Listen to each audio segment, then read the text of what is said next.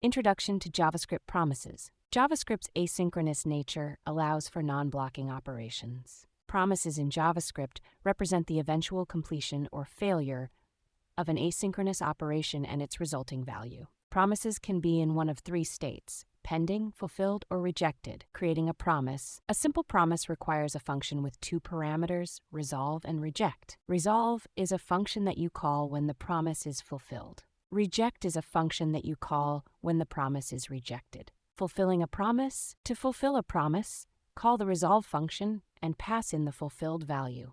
Rejecting a promise. To reject a promise, call the reject function and pass in the reason for the rejection. Reacting to a promise. React to a promise using the then method for fulfilled promises and .catch method for rejected promises. Both methods take a function as a parameter, which will be run when the promise is fulfilled or rejected. Chaining promises. One of the main benefits of promises is the ability to chain them together. This is done by returning a new promise from the then method. Tips and common mistakes. One common mistake is not returning a new promise from the then method when chaining promises. Another common mistake is forgetting to catch any errors.